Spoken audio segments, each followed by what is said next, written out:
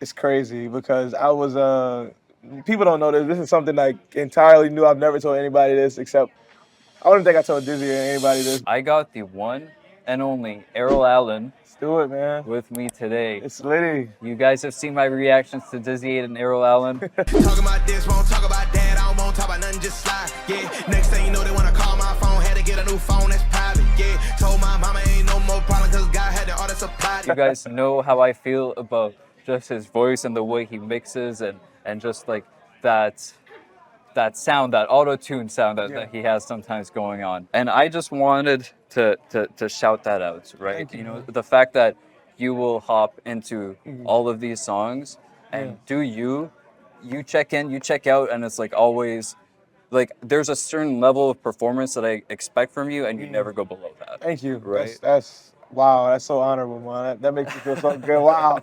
I cannot. Wow. He just opened the stage so. That was beautiful, bro. Thank you. I appreciate that so much. Sometimes I do like doubt myself. Sometimes I think that I put myself on a higher pedestal. But hearing it come from you, it's really a blessing to hear that because, I always tell myself like, man, you could have did better. No. Yeah. Okay, so this is one thing that I actually had a conversation with multiple people, artists who seem to be very hard on themselves. Yeah, 100%. And I think that is what helps you grow. But at the same time, I don't think the audience sees those little like mistakes or these little things that you see. Yeah. They don't even hear it. Like they just jam to the music and they like it. So I think in terms of your own artistry, it's amazing to have that mindset, but every once in a while just zoom out a bit and be like, yo, these people love what I do. Right? 100%. But yeah, speaking about your consistency, how did you get to that level? So with like consistency meaning like doing Like the level of performance that I get from you, like every time I hear a verse, every time I hear a song. So that consistency actually came from, it's crazy because I was people don't know this. This is something like entirely new. I've never told anybody this except I don't think I told Dizzy or anybody this, but just pretty much my friends, family, stuff like that. But this level of consistency came from me recording in my grandmother's closet down the street from my house on an iPhone, on GarageBand every day. And I would probably drop like 3 songs a day on SoundCloud just because I had no other, I didn't have a studio at the time, and I was in high school, freshman in high school. I didn't have a phone until I was a freshman in high school. So as soon as I got a phone, it was an iPhone, and it was an iPhone 4. I still have it to this day. I have it in my room. It's like a little trophy. Yeah. But all my songs that I ever made are still on there, and I would just drop like 3 songs a day, and I had no auto-tune. So that's another reason of how I learned to like kind of perfect my voice a little bit, because you have to know how to like make it sound good without auto-tune. So that was really, really hard to do. So I kind of like trained my voice to like kind of automatically tune itself. I don't know how to explain that. It's like certain notes I try to auto-tune my voice while singing already without using auto-tune. So you're doing like the first 90% all you, and then you're just like little notches that I'll try to like fix in there to like make it sound like auto-tune, but it's not. And it was rough, obviously, but it came out really good. People started liking it and stuff. And then from then, I got blessed with a group of friends of mine called GMG, the Got Music Group, and they had invited me to their studio. And we started recording like every day, not every day, probably like every week or something like that. So I've always been bunching out like 3 songs a day, maybe like 8 songs a week if possible. I can just knock that out really fast. And I guess that just improved like how I got my vocal performance, because I'm always recording, I'm always writing music and trying to get better at what I do. I don't classify myself as a singer, but people classify me as that. I don't know why. I'm not a great singer. I'm not a good singer. You got the melodies. I just got the melodies. You feel me? I know what sounds good on certain beats. You know what I mean? So I just ride that wave. But that also derives from me recording on an iPhone and trying to ride the beat all the time, to make it sound good. So that's where that comes from. Yeah. No, that's amazing. So in your grandma's closet. Yeah, my grandmother's closet. There you go. I was recording on her phone with the headphones on. It's like the wired Apple headphones, not the ones that like, I think it was like the little circle notches. Oh my God. Yeah, bro. So it was a circle. That's so uncomfortable, bro. It was the circular ones. Put them in my ear. and I would like record on that while reading on my other while reading off my grandmother's phone. I'd have to email my notes to her because I couldn't send messages. It was a whole ordeal, but from there all the way to here now. Yeah. I guess I want to ask you. I discovered you through DizzyEight. Yeah. That's. I think DizzyEight was one of the first people I heard. Even before he was in nerdcore, I heard a few like of his verses on different ciphers that he had on YouTube, and I didn't know that he was like part of nerdcore or anything. But when I started going into nerdcore, I started hearing you as well and those songs. How did that connection happen? And I see that now you're like one of his favorite people to work with. How did that get built? Okay, so it's funny. So me and Dizzy actually met on Instagram, right? Okay. But he was, I think he was charging for features, and I was like, bro, I need to get a feature from DizzyEight, bro. He's so cool. And I DM'd him. He was like, yeah, bro, it's gonna be like 1,500. I was like, dang, bro, do I really want to? Dizzy, what is I was like, do I really want to pay that? Like, I want to pay it, but at the time, I had a really good job at the time, so I could have paid it. But I was like, bro, it's a lot of money, and I've never paid over like 500 for a feature. So I was like, oh man. So I was gonna do it, but I was like, I don't have the money right now. My wife's pregnant, can't do it. It's fine. So long story short, I met him on Instagram, but he is really close friends with one of my cousins. So he was in a party with one of my cousins on PlayStation, on PS5. And I joined the party one day and I was like, wait, is that Dizzy? I was like, wait, Dizzy. He's like, yo, like, you know, his voice, like, yo. I'm like, bro, it's Dizzy, right? He's like, yeah, man, that's me. I'm like, he's like, who are you? I'm like, I'm Errol. He's like, oh, okay. He's intimidating. Yeah, he's like, so I'm trying to talk to him. I don't want to like step any boundaries or anything. So I'm like, I asked him, I was like, okay, if this is Dizzy, let me see. Who's your favorite anime character? He said, oh, Aizen, bro. I said, okay, that's Dizzy. That's Dizzy 100%. So I was like, okay. And then, you know, he put out a tweet one day saying like, hey, I'm looking for a verse for a Shigaraki song. I need somebody with like a pain melodic sound. I was like, okay, I can do that. Cause like most of my stuff is not majority pain. Like I'm more of a positive person. I just, you know, when I go through something, I just let it out on songs. But I did the verse and I sent it back and like, I got off of work. I was working like 18-hour shifts. 16-hour shifts at the time. Shit. Yeah, it was crazy. I was working 16-hour shifts at the time in a plant on nights. And as soon as I went home, it took me an hour to get home. I wrote the verse on the way home while driving. Don't do that. I wrote the verse while driving on the way home. Once again, don't do that this time. Don't do that. Yeah, don't do that at all, please.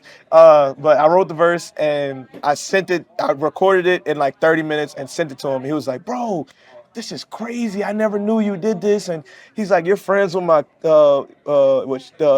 cousin's name is Sheldon. He's like, you're friends with Sheldon, man. I didn't even know, you rapped and you were good, bro. So yeah, we got to do this. And then ever since then, he just spun the black again. And the next song we did was Breath.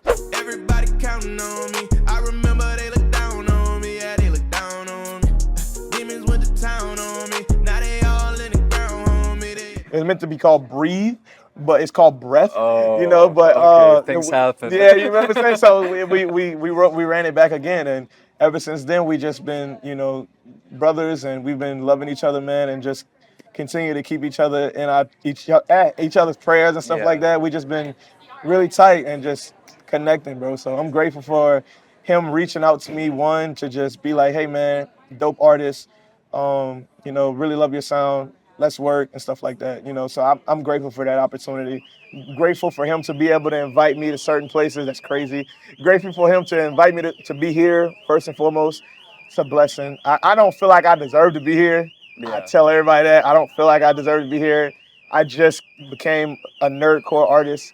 There's a lot of people that want to be in the position I am. Yeah. And, for me to be able to be here and perform on a level like this, it's just like, I definitely don't want to take this for granted. I'm grateful, and to all the people that want to be in this position, man, just keep working. I know that sounds as cliche as it is, but I mean that's literally how I got here. Yeah. So it's the only way too. Exactly. You don't get here without working, so exactly. You have to work regardless, and then take advantage of an opportunity when it comes by. Right? 100%. It's fine. I'm gonna see what I can do about it, but it has a bit of good noise cancellation. We'll see if it works out. Cool. I think we're just gonna wait for that to. That's all good, bro. That's all good, my man. I promise. That's all good. You know, having a family, you know, I still have that drive, that knack to want to just keep going as hard as I can. But then it's like I had something to prove. Yeah. You know what I mean? I still have something to prove. Don't get me wrong, but like at that point, I'm like, I have to get to a point to where one, I can get a studio. Like that was like the biggest point. And you know, get out of my grandma's closet, because I'd be over there for like it would take me to use GarageBand. That would probably take me like 6 hours a song, because I had to like layer it and do my own echoes. Like there was at the time, I don't know if there is now, but at the time there was no echo feature. So I had to like manually like lower each thing to like make it echo. So, and all of that, and reverb too, and like even sound effects. Like you would hit like on one of my songs, I forgot. But you know how a TV like cuts off, it go ksh. Like I had to make those sound effects and stuff. It was just thinking about it. Now it's it's like thinking about it now. I'm like, man, I came from so far into like the ethic that I had. That's cool. Thank you, That's man. super cool. Seeing that level up too. Yeah, 100%. So like even now, Dizzy will hit me up on a Monday. I'm really quick at features too, so whenever that's just derived from, like I said, from me being in the closet and cranking out songs so fast. Dizzy will hit me up. It's horrible. He'll hit me up on a Tuesday, be like, bro, I need this verse by tonight. No, like bro, I'm like psychopath. That's what I'm saying. I'll be like, bro, who do you? You're not gonna give me no. Like, I have a family. You know what I'm gonna ask him about that. Can you give me some time? Like, you know what I'm saying? But like, I'll do it, because it takes me like if I'm really in tune with the song, it'll take me like an hour and a half maybe. If I'm really kind of like struggling with it, might take me like 2 hours, 3 hours. But nonetheless, I finished it. The strongest song that we did, that took 24 hours to do. And it was like us going back and forth. Like he told me like, bro, we got to do this song in 24 hours. Fast, yeah, he said in 24 hours. I was like, let's do it, bro. So we challenged ourselves, and supposedly it's one of our biggest songs right now outside of Liberation. So to think about that is crazy. So just doing that. Does it surprise you? Like sometimes you'll like put a lot of effort into something and then it just does good. Oh yeah. And you pop something out really quick, and that one's the one that pops off. Yeah, like my song Black Flash. Like that song is terrible. I hate that song so much. Some of these hands, I'm the Black Flash bandit. If we talking action, better know I'm on go, light them up. He a pack, I'm on smoke, let it blow. I'm the top dog. No, bro. The reason I hate the song so much, bro, is because I was going through writer's block at the time. I didn't know what to write about. I was trying to figure out what can I gain inspiration from. So I went and watched Jujutsu Kaisen, and I saw Itadori do a Black Flash. I was like, that's so fire. Okay, so let's just see Black Flash. And I tried to see like what could I create to like get out that creative boundary that I was in. Yeah. So I was like, okay, I did it, and I made the song in like 10 minutes. It was just me just blabbering, bro. I was just trying to get something out, and I made the song, and I sent it to Dizzy. He's like, bro, it's almost there, but it's not there. So I was like, I'm not gonna keep pondering on the song, you know. So I just put it out. So that's why you feel that way. Yeah, and I just put it out, and then people came up to me at the show like, bro, I love Black Flag, bro, it's so good. I'm like, bro, no, please, no, please don't do that. I feel kind of the same way. There's this one reaction I did where I was like completely I phoned it in, okay? Yeah. I didn't actively listen or anything, and it's my most popular reaction on my channel. Really? Oh my, I get that. And I was like, because I learned to realize that the stuff that you put most of your time into, you kind of overthink it. Yeah. Instead of letting it be just simple and just, letting creativity just flow out instead of trying to overanalyze the situation. But, that's true. So that was kind of my thing. I just did it, Yeah. And I even do that with some of my verses sometimes, but like, just to like do that and just let it be natural and simple is probably the best way instead of over exemplifying everything. I think that's kind of like key. But, so yeah, people love Black Flash. It's one of my top performance songs right now. I don't understand, but if you listening to Black Flash right now, I'm gonna link his stuff in the description. Go. Run only that one. Oh my God! So I'll take it. But if you're listening to Black Flash, I appreciate you. I'm grateful for every listener that listens to it. I'm just grateful for anyone that listens. Period. Because there was a time where no one was listening. So to hear thousands of people, hundreds of people, dozens of people, 5 people, 2 people, 1 person, just to hear that is just I'm grateful, man. So thank you so much awesome. for tuning in. That's a blessing. Yeah. Is there anyone you want to shout out? Anything you want to shout out? Yeah, shout out my guy Mix Williams right here. You know, Sam I am. Shout out my guy Mix. The GOAT, the legend, you know what I mean? Yeah, you can go ahead. No, shout out to Mix Williams. He's a great brother of mine. I love him so much, man. I love all of the guys that I'm able to be around with, man. So Dizzy, Gino, Key, Grayson, Steven, Gino. Probably said again. that. Yeah, I said Gino again. Okay. Dizzy. Wait, I gotta go through the list. Gino, Dizzy, Grayson, Steven, Key. Am I missing somebody? If I'm missing you, you know it's not intentional. Yeah. Okay, but yeah, shout out to y'all, man. It's just I'm grateful to be around like-minded people. Yes. You know that share the same ideas and love the music that I do. So just grateful for the opportunities, man. So thank y'all, love y'all, and shout out to my man Fayze here. Let's go. I remember watching, bro. Are you the dude with the montages? Yes. But just for you, I give you all that I got. You and I form a whole new awakening. I wonder how far this phone could really take me. I've been till it break me. You don't ever want to see me get angry. How you gonna manage here when I'm the man that's still there? Bro. Actually, I'm gonna cover that in the DizzyEight one because we forgot to talk about that. Bro, I used to watch you every That's time you posted a montage, bro. That's insane. crazy. Like watching No your way. montages, bro. I was like, cause it was so nostalgic when I saw. Yeah. Did you post it or did you post it? You posted it, and I looked at the thumbnail, and I was like, bro, no. There's no way, cause I remember the video. That was like when I was watching like Fayze Fakey, and Fayze Fakey was like, bro, like I love Fayze Fakey. He's like my OG. Yeah. Fayze Fakey, Pomage. Montage, funnily enough, would be in almost all my lobbies because Really? we live near each other. Oh my So I'd God. always play versus him. Oh. Hey, dude. And are you? Hey, No, Leo, say hi to the camera.